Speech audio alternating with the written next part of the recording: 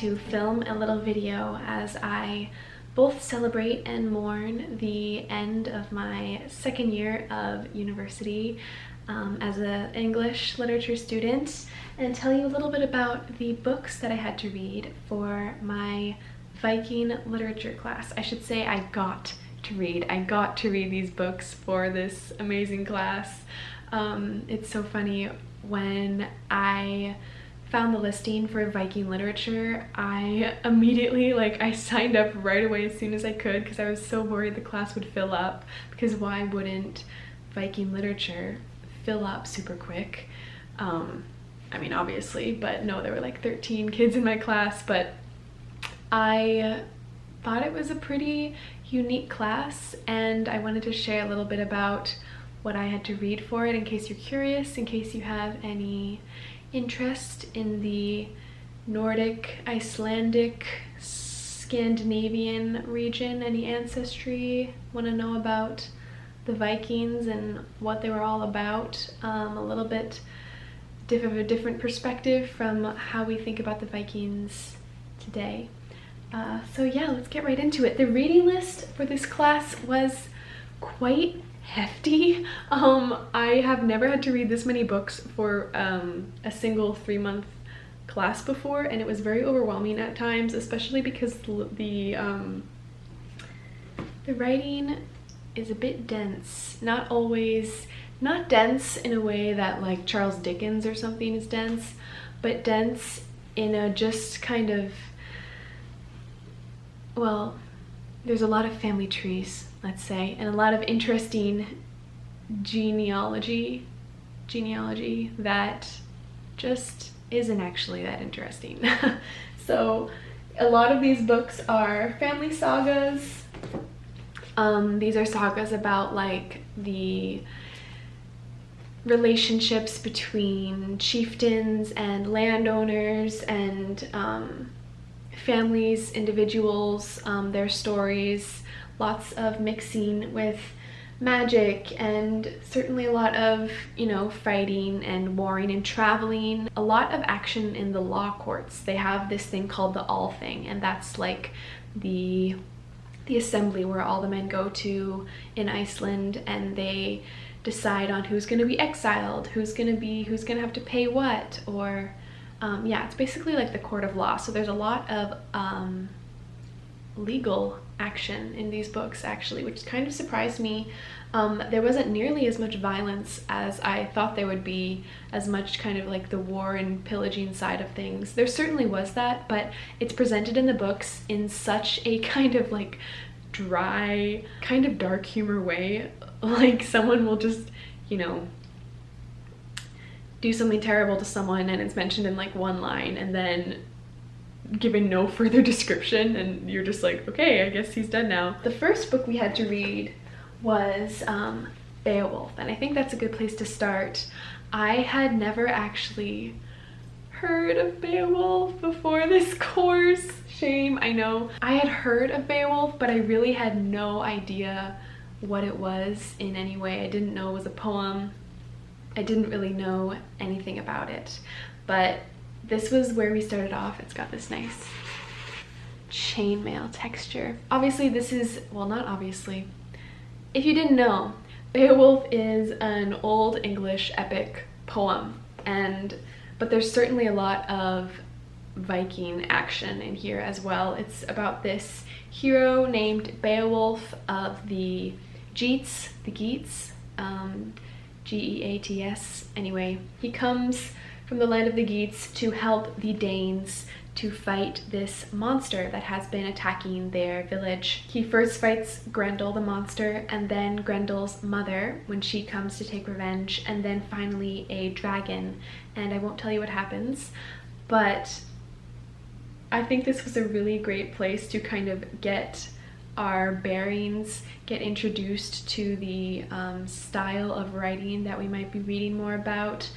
Though certainly this was the most, I would say, dynamic, exciting, colorful story or novel that we read. Poetry is really hard for me to get through for some reason. Like, poetry is never something I would read on my own time. I just can't connect with it as much as I would like to. It just doesn't read as easily for me. So the first time reading through this, it was like a good story, but mostly I was just underlining these beautiful, luscious sentences or like a really satisfying word combination that I enjoyed reading, or just lines that I thought were really cool.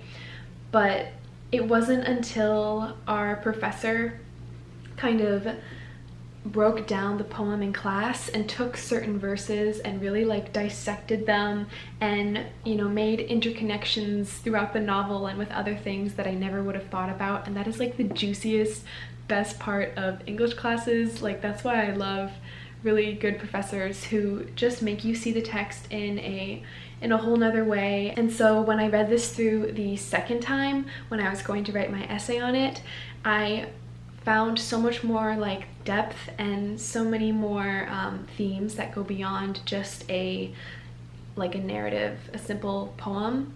It's by no means a simple poem, it's a very long poem, but on the outside it can just read like kind of a tragic hero story. I don't want to spoil anything in case you choose to read it, and I would recommend reading it for sure if you're interested in literature in general. It's certainly a classic, and it's really actually not that long. It's a pretty quick read. My edition here has the old English side on this side and then like the more readable English on the other side, so it's actually only about like half of this. We also had the chance to read Tolkien's criticism of Beowulf, or I guess not his criticism, but his comments about Beowulf. That was like such an enriching experience because in another class I was reading Lord of the Rings at the same time, and I'm like a huge kind of Tolkien Lord of the Rings nerd. So it was so cool seeing where Tolkien found so much of his inspiration for his books. On another note, I'll come back to this later, but in the Poetic Edda, which is basically like a series of, it's like the main Norse mythology, in the Voluspa, which is their creation myth, there is this section, it's only about a page long, called the Catalogue of Dwarves. And as I was reading this, I recognized a few names: Fili, Kili, Dvalin, Bomber, Biffer, Gandalf, Thorin, Thor, Thrain. As I was reading this, I realized that this is where Gandalf, oh my god, this is where Tolkien pulled all of his names for the hobbits, and Gandalf as well. And I thought that was like, I was having a little chuckle to myself as I was reading. It was so cool to like actually find the roots and really ground some of my favorite books, really see where he found a lot of his inspiration. So that was a little bonus that I was not expecting. There's so much in here about loyalty and really fighting with honor. You have Beowulf as this hero who came from these more humble beginnings to the hero with the strength of 30 men, and he just, you know, dominates everyone wherever he goes. And it's certainly over-exaggerated. It is like, it's a fantasy kind of story, and so much of the descriptions too are so rich and like, oh my gosh, the way they describe weapons and swords and the landscape and the sea and the boats they're riding is just beautiful and really puts you in with the story. If you can take this in a class, I would highly, highly recommend it, because I mean, for me at least, that's how I get the most out of poetry that I wouldn't really be able to see if I was just reading it on my own. But being able to explore some of the deeper themes in this book was really a great experience. Highly recommend. Next, let's move on to our family sagas. These need some getting used to, I would say. What did we start with? Okay, the first one we read was Hrafnkel, Hrafnkel's Saga and Other Stories. This actually is a very approachable book. It's nice and short, as you can see. It's a collection of, I think, like 5 or 6 short stories. These ones are more about like kind of small cases in between the Gothis, and so Gothis are like chieftains, and then the people they would rule under. So Iceland had no king at this time. You kind of have chieftains ruling over different areas of land, and all of the peasants or landowners would look up to the Gothi, the chieftain. Also, what's really helpful, all of the editions we got were Penguin Classics, and at the back of them they have these lovely lists of names, which is super helpful if you have to write an essay or if you're following a certain character. You can see all of the pages where they're mentioned, because oh my god, there are so many names that are introduced just seemingly like at random in these sagas. Like, you have paragraphs of just these family lines, and at first I was trying to make these most detailed family trees that I just could not even begin to follow, and half of the characters, like 3/4 of the characters, aren't even important in the story. It's just like it takes you so long to trace the family line to get to like the one character who is eventually introduced to be like the protagonist. Also at the back of these are super helpful maps, which our professor kindly printed out for us so we could like kind of trace along where they're going. So the first one we read was Hrafnkel Saga, and Hrafnkel is this chieftain, a Gothi, and he has a horse, an amazing, beautiful, majestic horse called Freyfaxi. And Freyfaxi totally reminds me of Shadowfax, Gandalf's horse in Lord of the Rings. Anyway, so Freyfaxi is this majestic horse. Hrafnkel has sworn to kill anyone who rides the horse. So he ends up hiring this farmhand, what's his name, Einar, and he says to his farmhand, "I must warn you against one thing. I want you never to ride this horse, however urgent the need may seem to you, for I have sworn an oath to kill anyone who rides him." So you know that this spells trouble. Einar ends up riding Freyfaxi, and then Hrafnkel kills Einar and refuses to pay the proper compensation, or I think he offers like a really good compensation, but Einar's father doesn't take it. So it kind of takes you then into this big legal case that happens at the Althing. Throughout the course of the lawsuit, Hrafnkel is kind of humiliated and, you know, taken down a peg, and becomes this ruler who is more gentle and more quiet, and you know, it's kind of like sending you the values, and it's a moral story that the reader can see what are good qualities versus what are qualities that should be avoided. So Hrafnkel ends up being a good leader and enjoying great prestige, and there's a lot of other things that go on as well, but that's kind of the main storyline. The next one is Thorstein the Staff-Struck, and I love this one. So Thorstein is this guy who gets into a horse fight with another guy. That's kind of something they did in the olden, well, back in Viking Age, I guess. You'd have these two men who get their best horses and kind of goad the horses on with sticks to fight each other, which is terrible, but it's something they did. Shows of strength, I guess, manliness. So Thorstein is struck by the staff of his opponent, hence Thorstein the Staff-Struck. All the nicknames that come out here they come from something that has happened to them or something that they're like known for. So Thorstein is struck, and he says he doesn't attempt to seek revenge or compensation, which he would be expected to, and instead is like, oh, it's okay, just don't tell my father.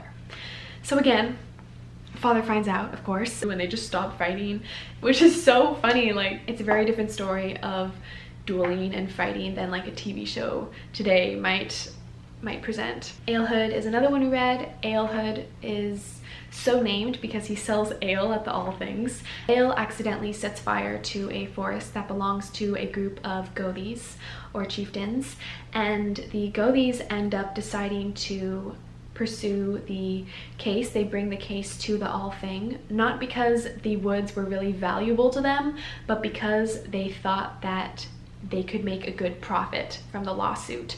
So this is a story that is criticizing like the chieftains who have so much power over the kind of shopkeeper peasant lower class. During the All thing, Eilhild's lawyer, I forget his name, but there's like this amazing scene where he just is criticizing all of these Gothies and telling them how they've been so hypocritical and pointing out all of the things that they have done that is wrong, and they're really humiliated and taunted, and the reader kind of has a chance to critique these chieftains who aren't actually that just or fair in their ruling. Oh, finally we have Odin's story. I actually love this one. Odin is this poor farmhand who saves up all his money to buy an exotic bear to present to his king because he loves his king so much, and it's really the story of an underdog. He purchases this bear and then he goes to Greenland and then to Norway and then to Rome. He kind of goes on a pilgrimage and then comes back. So it's really a story where he's traveling all around the different regions of like Scandinavia. Odin ends up being this hero who spent all his money on a bear, but then was honest and loyal the whole time, and against all odds he ends up becoming very much respected, and he had splendid progeny in the end, and that is like the main goal of anyone in these books, to have splendid progeny. This, the generational cycles are super important, so if you can have offspring, eventually, as Christianity is coming, all of these children turn into bishops or priests, or if you had a position in the church, that is really what is emphasized in these books. Christianity came in the year like 1000, so a lot of the themes in here are transitions from paganism to Christianity, which is very interesting to see how more pagan themes are treated by these Christian authors, trying to slowly convert everybody into Christianity and downplay the pagan themes or make them seem bad or wrong, and then how the Christians came to save and unite people. Next up, we have the Saga of the People of Laxdæla. This was so hard for me to get through. I hardly even remember what happened. To be honest, it's probably one that I need to read again in the distant future, because I am really looking forward to not reading Viking sagas for the next few months. It traces so many different family lines. The family trees in here are like just screwy. I really can't remember what happened in this book. I think we probably had like 3 days to read it, and it just went in one ear and out the other, because you really need to get a grasp of saga literature in general, I think, to be able to understand what is going on. It's really a shame. I feel like it was great to be able to read all of these stories in one class, but I really love slow reading. I really love reading where I can integrate what I'm reading and annotate and have time to like absorb everything, because people love the Saga of Laxdæla. When I was doing research for my essays, like, this is mentioned so many times, so I think it is something that I will go back and read eventually. In this class, in the short amount of time we had to read it, I just did not really absorb the story in the depth that I would have liked. Next, the Vinland Sagas. I love these. Again, another short one. These are 2 different sagas, the Saga of the Greenlanders and Eric the Red Saga, which were written at slightly different times, and it tells the story of the Vikings coming to discover Vinland in Canada. So I think that's like around where Newfoundland is. So the Vikings are thought to have discovered North America years before Columbus. Saga of the Greenlanders was written first, and this tells the story of Bjarni, who is trying to, I believe, sail to Greenland, and his boat kind of goes off course, and he goes past these 4 lands, and he doesn't venture into the land to explore them. He kind of just returns. And then Leif Erikson, so all of the names, Leif Erikson is the son of Eric the Red. So it was actually, that's one of the benefits, I guess, of the naming system in these sagas in Iceland. You have Eric's son, so then you know that he's the son of Eric, or Eric's daughter, the daughter of Eric, that's their last name. So that's kind of convenient. Anyway, so Leif goes out to try and explore these lands that Bjarni so carelessly left behind in his lack of curiosity. He's kind of criticized for that. And then he lands on Vinland. I really loved the Saga of the Greenlanders. There's such beautiful description of nature that you really don't get in any of the other stories. The land is like full of salmon and beautiful dew on the grass, and it's very luscious and a place that seems very ideal to settle. The temperature never dropped below freezing. The livestock were, there was plenty of livestock. Then you have Eric the Red Saga, and Eric the Red Saga was written a little bit after. This one, Leif goes out. His aim is originally to settle Christianity, or to bring Christianity to Greenland, and on his way he's blown off course and discovers Vinland. And Eric the Red Saga has a lot more, I would say, kind of like dry setup, like introducing the whole politics of everything, and then Vinland is discovered later on. There's also this female character named Freydis, and she is kind of a controversial character, I would say. She has a very kind of awesome, scary scene where she is in defending her fellow Norsemen from the indigenous people who are on the land. She takes her sword and like beats it against her like bare breast, and she's pregnant, and she's like yelling that she's like defending her people, which you're kind of like scared and also a little bit odd. In the Saga of the Greenlanders, Freydis is like a straight up murderer, and she killed all these people, and she kind of just gets away with it. Nothing happens. So I don't really know whether to like or dislike Freydis. She's certainly an interesting character in comparison to Gudrun, and Gudrun is like this good Christian woman. The etymology of her name comes from God, Gudrun, and then Freydis comes from the pagan goddess Freya. So you have kind of these characters possibly representing paganism and then Christianity, and then the one is a murderer, and then the other is like this good Christian woman. So that's another instance of where you might see these themes of religion playing out. I would highly recommend these, and it's interesting to think about the Vikings as being the first settlers of North America before Columbus. Next, Egil's Saga. I love Egil's Saga. Oh my gosh, I wrote one of my biggest papers on Egil's Saga. I think at this point I was getting used to how the sagas were written. It was a very entertaining story, a lot more like classic Viking. Like Egil is this like tough as nails man, warrior. He's, you know, getting drunk at 3 years old and fighting people on his horse and killing people at 7. And then, you know, there's one scene where he's going into battle, and his shield is just a whole bunch of rocks that he has tied around his body. And it was very entertaining. He's got these eyebrows that like are just vividly described, and that's how he expresses his inner emotions. And it's so interesting because at the same time, Egil is this amazing poet, and he has a lot of emotions that he cannot express because that's not the manly thing to do. There's one scene where he's crying at his son's funeral, or he's not crying.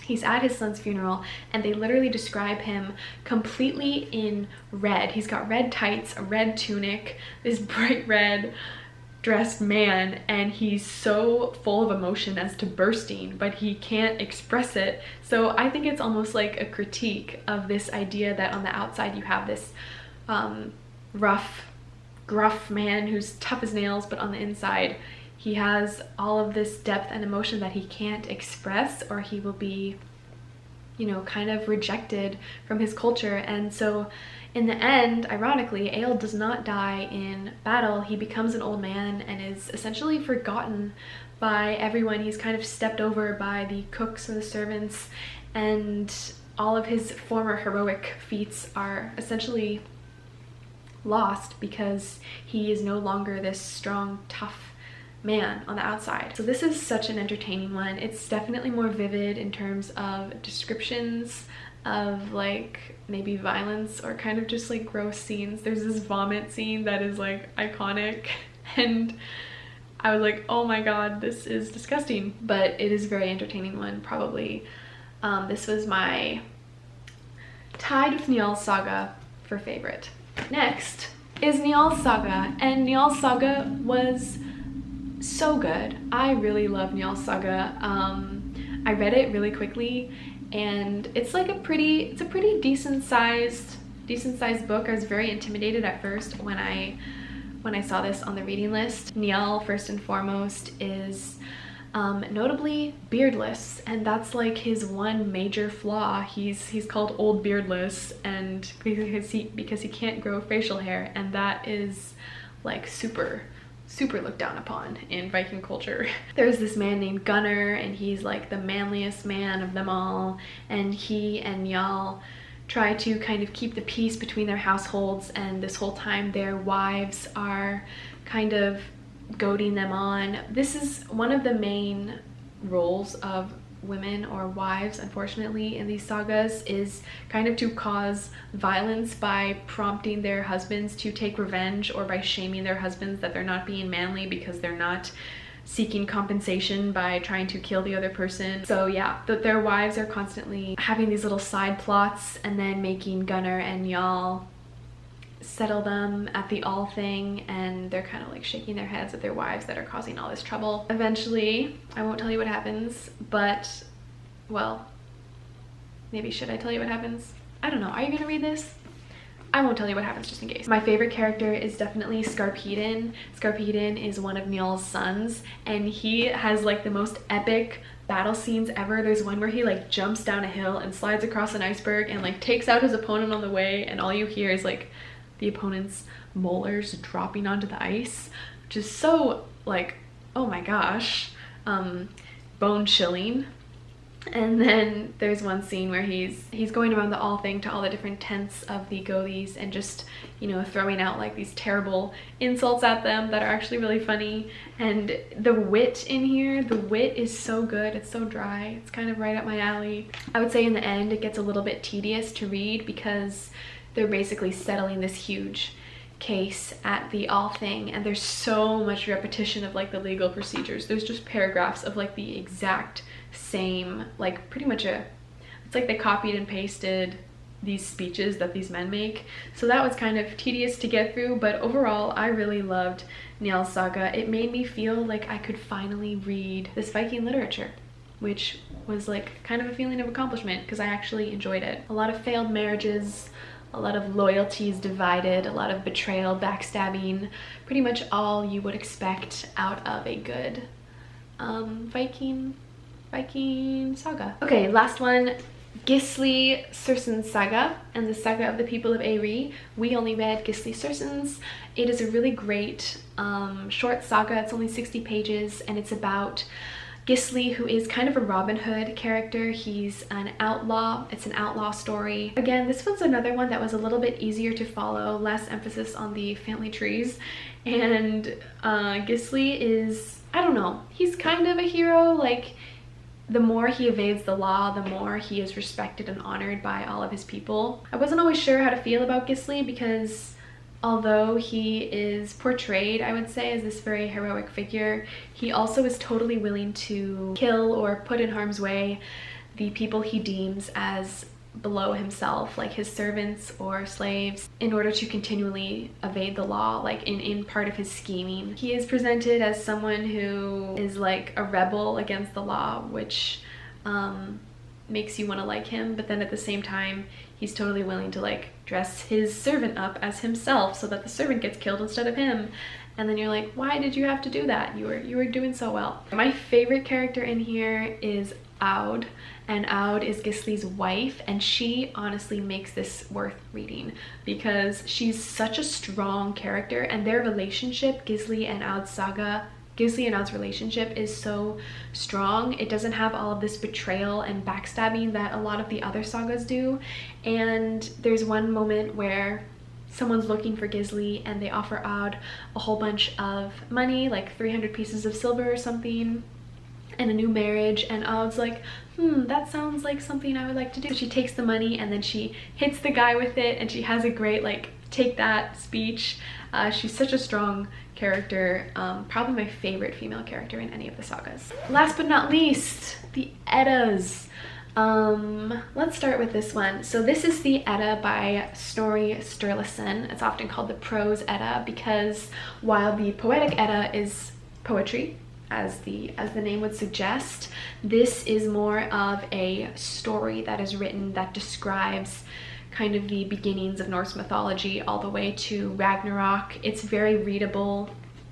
I really enjoy this one, and I would recommend reading it before the Edda, so you kind of get your grounding in more of a story, like a classic mythological story versus all of this poetry, which can kind of be hard to grasp. This goes into the whole creation of everything, the creation of everything. We all came from these frost giants, and one frost giant in particular died, and the earth was made from his bones and his blood, and you have all of the different Norse gods and goddesses introduced here. There's giants, there's Loki. Loki plays a big part, Odin, Thor, Freya.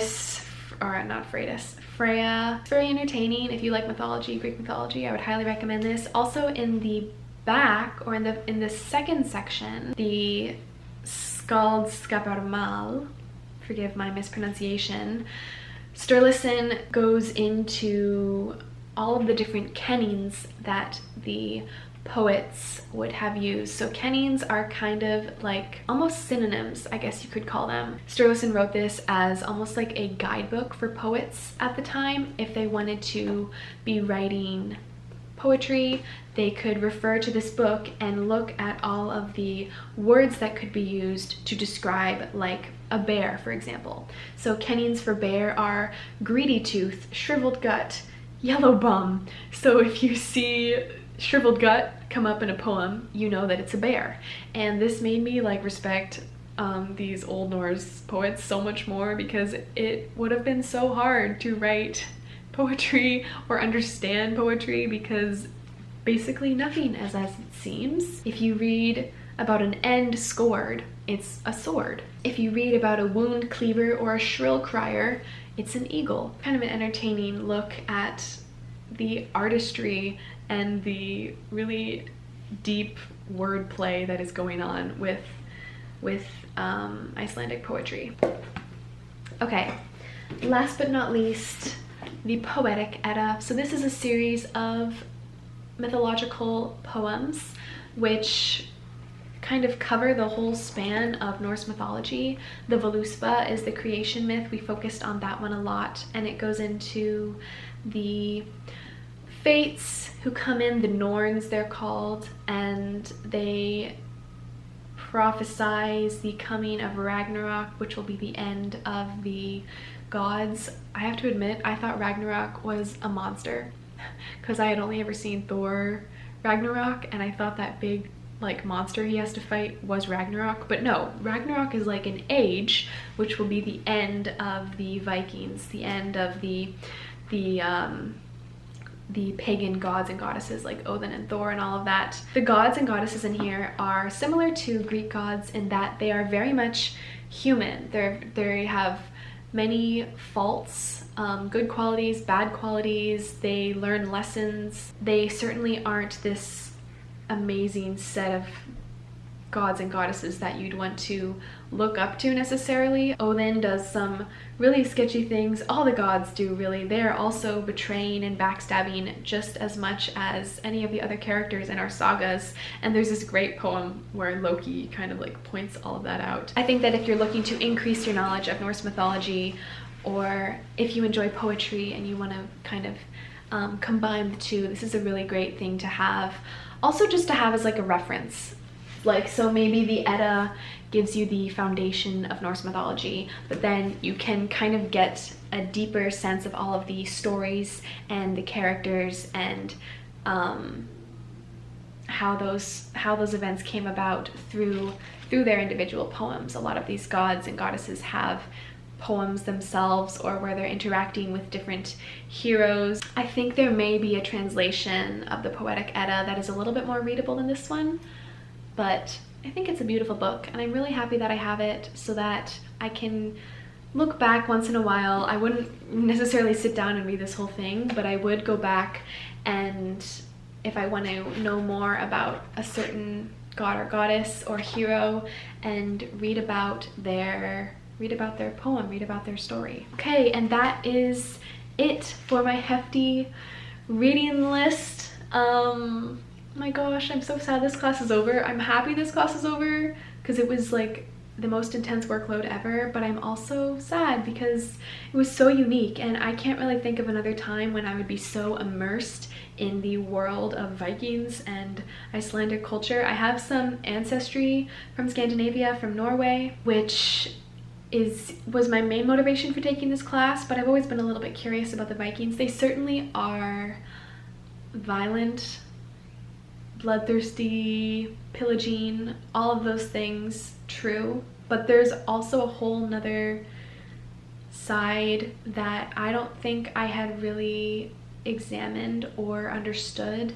They're these amazing craftsmen. They have such strong loyalty and family ties, like the love that they might have for their leaders and the respect that they would have for these leaders who have really earned their stripes in battle is amazing. That this, although at the same time there's a lot of backstabbing, I guess, so maybe I'm eating my words here, but it was just interesting to look at a whole realm of perspectives that I wouldn't have normally been exposed to. Before I end this video, I want to give a shout out to my favorite Viking resource on YouTube.